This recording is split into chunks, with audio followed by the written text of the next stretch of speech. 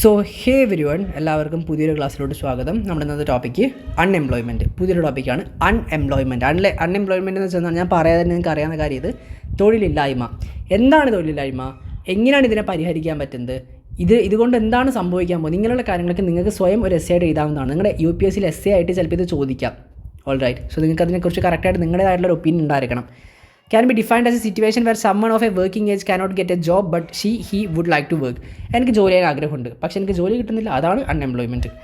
If a mother leaves work to bring up a child or someone goes into higher education, they are not working but they would not be classified as unemployed because they are not actively seeking employment.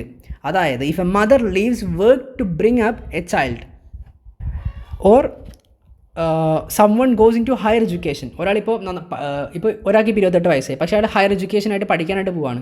പക്ഷേ അയാളുടെ age 28 working age ആണ്. പക്ഷേ അയാൾ പഠിക്കാനായിട്ട് higher എഡ്യൂക്കേഷനെ പോയിട്ടിരിക്കുകയാണ്, പക്ഷേ അയാൾക്ക് ജോലിയില്ല.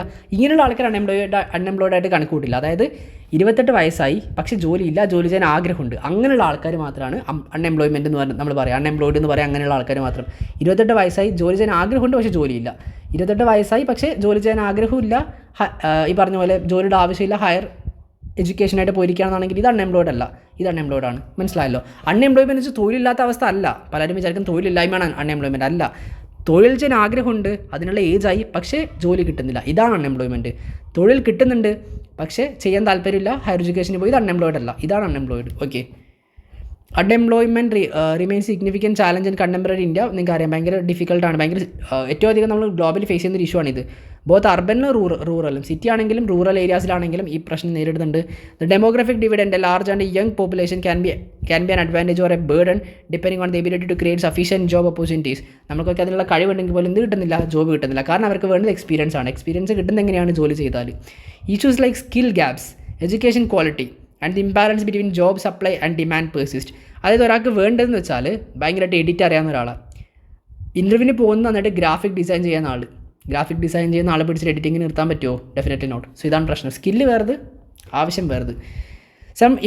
നമുക്ക് കുറച്ച് ഇമ്പോർട്ടൻറ്റ് ടേംസ് മനസ്സിലാക്കണം. ഒന്ന് സീസണൽ അൺഎംപ്ലോയ്മെൻറ്റ്. സീസണൽ അൺഎംപ്ലോയ്മെൻറ്റ് എന്ന് വെച്ചാൽ is unemployment that occurs during specific season. ചില സീസണിൽ മാത്രമുള്ള അവസ്ഥ. അതായത് ഈ മാംഗോ, ഇതിൻ്റെയൊക്കെ സീസണിൻ്റെ സമയത്ത് ഇവർക്ക് ഭയങ്കര ജോലിയാണ്, ഭയങ്കര പൈസയാണ്. പക്ഷേ സീസൺ കഴിഞ്ഞാലോ ജോലിയില്ല. ഇതാണ് സീസണൽ അൺഎംപ്ലോയ്മെൻറ്റ്. സ്ട്രക്ചറൽ അൺഎംപ്ലോയ്മെൻറ്റ് എന്ന് വെച്ചാലോ arising from A mismatch between the job available in the market and skill of the available workers in the market. ഒരാളുടെ സ്കില്ലെന്ന് വെച്ചാൽ ഭയങ്കരമായിട്ട്, ഫോർ എക്സാമ്പിൾ ഭയങ്കരമായിട്ട് പ്രസൻറ്റ് ചെയ്യാൻ അറിയാം. ഇപ്പം ന്യൂസ് ചാനലിലൊക്കെ ഭയങ്കരമായിട്ട് പ്രസൻറ്റ് ചെയ്യാൻ അറിയാവുന്നൊരു വ്യക്തി, ഭയങ്കര പ്രസൻറ്റ് ചെയ്യാനുള്ള ഭയങ്കര കഴിവുണ്ട്. പക്ഷേ ആ ന്യൂസ് ചാനലിൽ ആവശ്യം എഡിറ്റ് ചെയ്യുന്ന ഒരാളെയാണ്, ഇയാൾക്ക് എഡിറ്റ് ചെയ്യാൻ അറിയില്ല. ഇതാണ് structural unemployment. Technological unemployment, loss of job due to changes in technology. അതായത് ആൾക്കാരിപ്പോൾ AI വന്നല്ലോ, ആർട്ടിഫിഷ്യൽ ഇൻ്റലിജൻസ് വന്ന സമയത്ത് ലക്ഷക്കണക്കിന് ആൾക്കാരാണ് ജോലിയിൽ നിന്ന് പിരിച്ചുവിട്ടത്. കാരണം ഇവർക്ക് സാലറി കൊടുക്കേണ്ട ആവശ്യമില്ല, കാരണം ഫ്രീ ആയിട്ട് എല്ലാ ജോലിയും AI ചെയ്യുന്നുണ്ട്.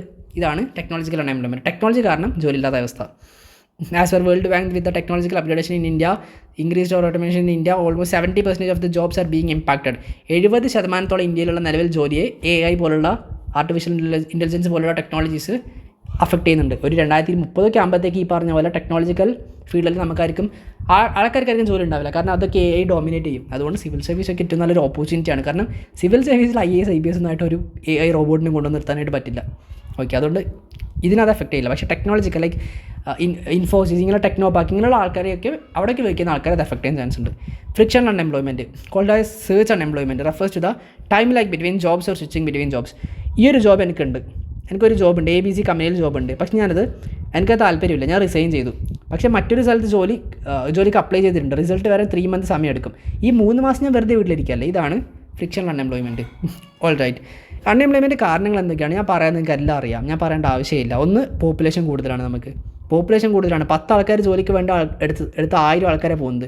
ഉത്തർപ്രദേശിലെ പോലീസ് കോൺസ്റ്റബിളിനുള്ള സെലക്ഷൻ നടത്തി 100 ആൾക്കാരെ വേണ്ട സ്ഥലത്ത് വന്നിട്ടുണ്ടായത് ഏകദേശം 100,000 ആൾക്കാരെ സെലക്ഷൻ വന്നത്. ട്രെയിൻ കയറി ഇങ്ങനെ സീറ്റ് പോലും ഇല്ലാതെ കയറി വന്നതോ, ആലോചിച്ച് നോക്കുക നിങ്ങൾ. അതാണ് പോപ്പുലേഷൻ കാരണം സംഭവിക്കുന്ന പ്രശ്നങ്ങൾ.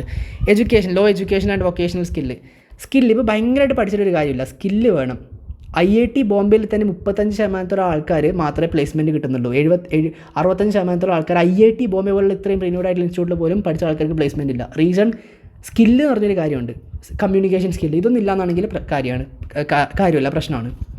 ലോ എഡ്യൂക്കേഷൻ, ഒരാൾ പഠിച്ചത് 10ാം ക്ലാസ് വരെയാണ്, അയാൾക്കിപ്പോൾ നല്ലൊരു ജോലി വേണം, ഒരു കമ്പനി ഇൻ്റർവ്യൂവിന് പോകുന്നുണ്ട്, പക്ഷേ അവിടെ ഉള്ളത് വന്ന ആൾക്കാർ മൊത്തം ഡിഗ്രി അല്ലെങ്കിൽ ക്വാളിഫൈഡ് ആയിട്ടുള്ള ആൾക്കാരാണ്. 10th വരെ പഠിച്ച ഒരാൾക്ക് ജോലി കിട്ടുമോ? ചാൻസ് കുറവാണ്. ഇതാണ് എഡ്യൂക്കേഷനും സ്കില്ലും എഫക്റ്റ് ചെയ്യുന്നത് ഇങ്ങനെയാണ്. അടുത്ത ഇൻഎഡ്യൂക്കേറ്റ് ഗവൺമെൻറ്റൽ സപ്പോർട്ട് ഇൻഫ്രാസ്ട്രക്ചർ. ഗവൺമെൻറ് എന്ത് ചെയ്യുന്നുണ്ട്? ഒരാൾ പുതിയൊരു സംരംഭം തുടങ്ങുമ്പോൾ ഇത്ര ശതമാനം ടാക്സ് അടക്കണം, ഇത്ര ശതമാനം അത് ചെയ്യണം, ഇത് ചെയ്യണം, രജിസ്റ്റർ ചെയ്യണം, അവിടെ ടാക്സ് അടക്കണം, ഇവിടെ ടാക്സ് അടക്കണം എന്ന് പറഞ്ഞ സമയത്ത് ചെയ്യാൻ ആഗ്രഹിക്കുന്ന ആൾക്കാർ അത് വിട്ടുപോകും. ഇതൊക്കെയാണ് ഗവൺമെൻറ് കാരണം സംഭവിക്കുന്ന പ്രശ്നങ്ങൾ. അഗ്രികൾച്ചർ സെക്ടറിലെ ചാലഞ്ചസ് എന്തൊക്കെയാണ്? പ്രൊഡക്ഷൻ കുറഞ്ഞ സമയത്ത് എന്ത് സംഭവിക്കും? ഓപ്പർച്യൂണിറ്റീസ് കുറയും. ആ സമയത്ത് വർക്കേഴ്സ് വിട്ടുപോകും. ആ സമയത്ത് റിസ്ക് കൂടും. ലോൺ എടുത്തിട്ടാണ് ഈ പറഞ്ഞിട്ടുള്ള പ്രൊഡക്ഷൻ നടത്തുന്നത്. ആ സമയത്ത് എന്തെങ്കിലും മഴയൊക്കെ ആയിട്ട് അഫക്റ്റ് ചെയ്തു, ലോൺ തിരിച്ചടക്കാൻ പറ്റിയില്ല, ഇതൊക്കെയാണെങ്കിൽ റിസ്ക്കാണ്. ഇതൊക്കെയാണ് അഗ്രികൾച്ചർ സെക്ടറിലെ ചാലഞ്ചസ്. Okay, all right.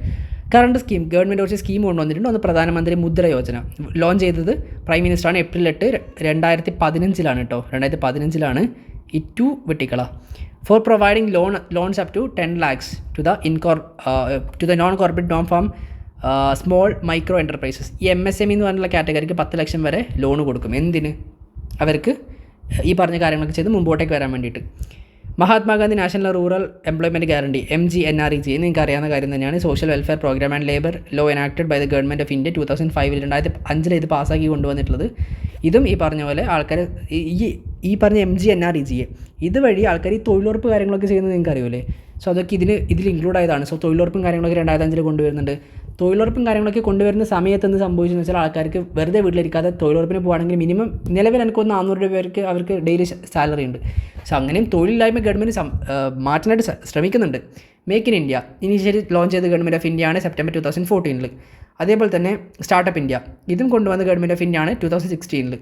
ഇത് ഓൺട്രപ്രണർഷിപ്പ് ഇന്നോവേഷനൊക്കെ കൂട്ടാൻ വേണ്ടിയാണ്, പ്രൊമോട്ട് ചെയ്യാൻ വേണ്ടിയിട്ടാണ്. അതിനനുസരിച്ച് ലോൺ കൊടുക്കുക. സോ അങ്ങനെയുള്ള കാര്യങ്ങൾ. So thank you so much. എന്തെങ്കിലും ഡൗട്ട് ഉണ്ടെങ്കിൽ ചോദിക്കുക. Thanks a lot.